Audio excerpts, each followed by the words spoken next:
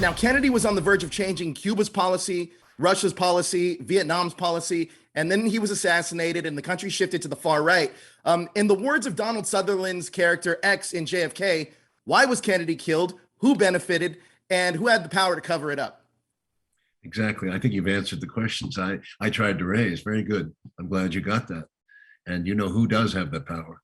And you have to go to the very highest levels of US government. And beyond that, you have to look at who gave permission for that kind of a thing to happen. He had made many enemies by 63, many. He had refused to go into Cuba twice. Right. He refused to go into Laos. He refused to send troops, combat troops to Vietnam. He'd sent advisors. So, and of course, he made the nuclear peace treaty, which is the greatest thing that happened in all those years after World War II. The Russians and America agreed on a peace treaty, nuclear test ban treaty. And it worked, but unfortunately, the powers that wanted tension predominated, and the money, tension works for money.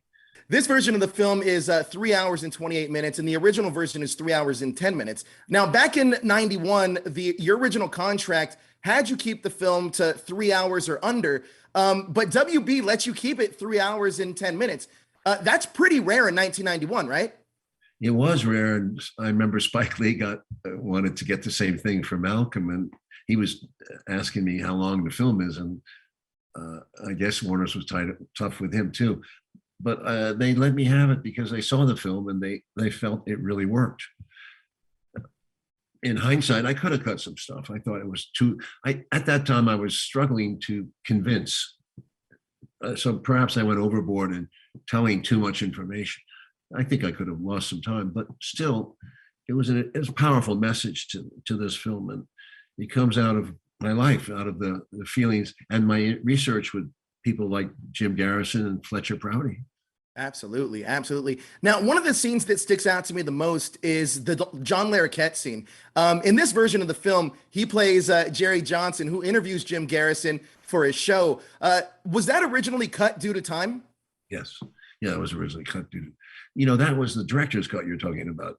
So right. I just did that afterward because it would be for the fans. I was happy with the film cut. I didn't have problems with it. I wasn't protesting or anything. It was 3 hours and, as you say, 10 minutes. Right. I was fine with that. But it was so successful that when I asked if I could put the other scenes in, they said no problem. It's amazing. That's amazing. Now, look, I've always been fascinated with the Kennedy assassination, and I feel like because of the political and social climate of at that time, it's very reminiscent of now. When we came upon the 50th anniversary of Kennedy's assassination, what inspired you to do the documentary JFK Revisited? Well, that was in 2013, right? Right. No, I mean, I sat there numb. I couldn't believe the shit they were passing off on TV. I mean, every station was saying the same thing. Warren Commission, right? Oswald was a madman who shot the president 3 shots. So it was so ridiculous, and nobody modified their views. Nobody said there's a question. First of all, he's an alleged killer. His case would have been thrown out of court. He didn't have, there was no proof that he was even on the 6th floor, and there's no fingerprints. The rifle is all fucked up.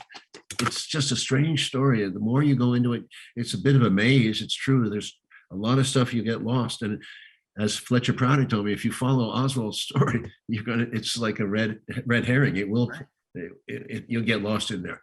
But I do believe that he knew about what was going on because he was used by them. He had the fingerprints of intelligence all over him since 1959 when he went to Russia as a defector, one of the several defectors who went to Russia. And he came back, the story of Oswald is insane. Yeah. But no more insane than the rest of this story. Right. Now, JFK Revisited was a 2-hour documentary film, but I read that there's either a 4 or 5 hour cut. Any plans to release that at some point? Yeah, the 4-hour cut is now playing in Australia with DocuPlay, and it will be released here in February. Showtime has a 90-day hold on JFK Revisited. So in late February, we will release more broadly to Amazon and to the 4-hour cut will be available for all the buffs, people who really want to get into actually, there's a lot of stuff on foreign policy that we had to cut. Oh, really? Yeah. Oh, wow. Now, look, I went back and I watched this film. This is one of my favorite films, and I think it is absolutely historic. I mean, it really changed the way that people looked at this assassination. It was very controversial at the time, but this film is stacked with legends. Kevin Costner, Sissy Spacek, Jack Lemmon, Walter Matthau, John Candy, Ed Asner, Gary Oldman, Joe Pesci, Kevin Bacon, Donald Sutherland, Tommy Lee Jones, Michael Rooker, Vincent D'Onofrio. The list goes on and on. Can you share any memories of casting any of them, or any memories of working with some of these legends? Well, when I had Warner Brothers wanted insurance, wanted a movie star, and Kevin Costner was the insurance, for them. He was their creation. Robin Hood, he'd worked with them, Untouchables, I believe. So he was quite hot. I got him, and they didn't care about the rest of the cast. But I still wanted to get faces that were recognizable and memorable in there, because it's a complicated movie, and if you don't know who the name of the person is, you get kind of confused. So if you have John Candy playing Dean Andrews, it kind of locks in. Same thing with Matthau and Kevin Bacon. They're all vivid. And I had to make the people vivid as possible so that you would remember the storyline and the clues. It's amazing. That's amazing. Now, look, every time I watch JFK, I completely forget that Gary Oldman is in this film. He completely disappears into the role. And can you just talk to me about working with him as a collaborator and the preparation that he did for Lee Harvey Oswald? Gary had done Sid and Nancy, I believe. So he was, he had that dark side I wanted. We talked about Oswald, and he went around. I urged him to go around New Orleans and where we were starting to shoot, and he talked to a lot of people we put him in touch with. So he figured it out his way. He is an enigma. We don't really know the story. All the conversations he had with the Dallas police, there's no record of it. All we know is what he said in the hallway on a pass. So he doesn't act at all like a crazed assassin who did it who's happy he did it. Not at all. He wants a lawyer. And so Gary I think he was the right choice for it. Did a great job. Unfortunately, now he's moved on in the British say, Oliver, he's wrong about certain things. He doesn't really know the story of Oswald, so he's become more of a Warren Commission guy now. That's a shame. Wow. Now, what new information, if any, has changed your perspective on the assassination since the early 90s?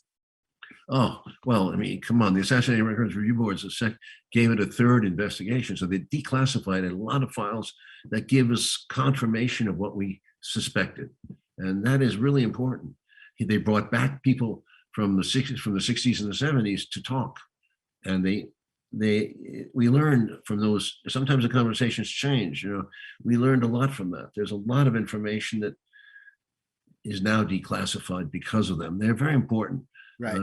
They didn't do enough. I mean, if they got 60,000 pages out, there's another 20,000 roughly still classified. I mean, it's hard with the CIA stonewalled them, Secret Service stonewalled them.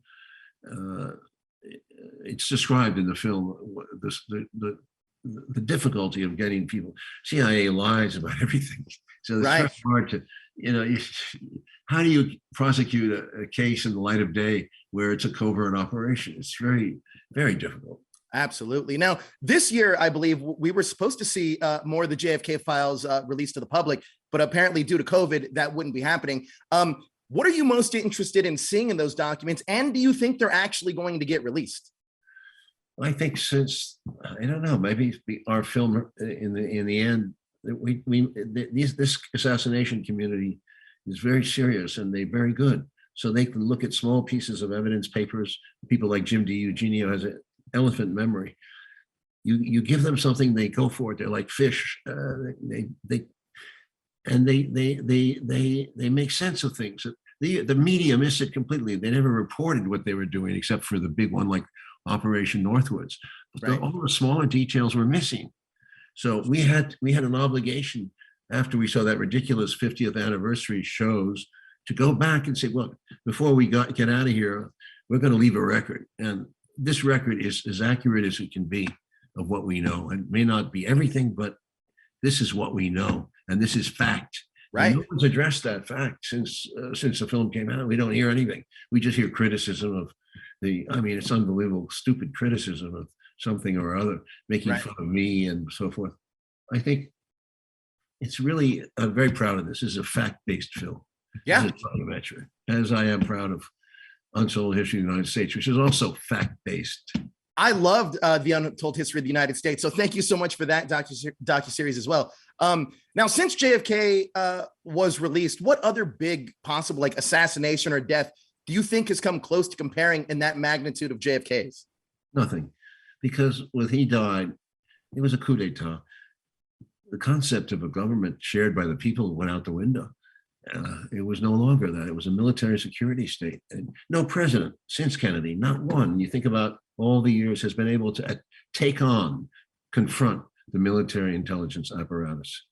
Not at all. And that is sad because we get fed all these lies now. You know, Iraq has this and Russia has this. Nobody questions it. And even the media, you can make up anything now and they run with it. Yeah. And Trump's a secret as an agent of Putin. I mean, it's all fantasy land. Yeah, yeah, absolutely. Now, with the advent, that's a danger to this democracy. They destroy. You know, they say conspiracy people are destroying the fabric of trust. It's the opposite.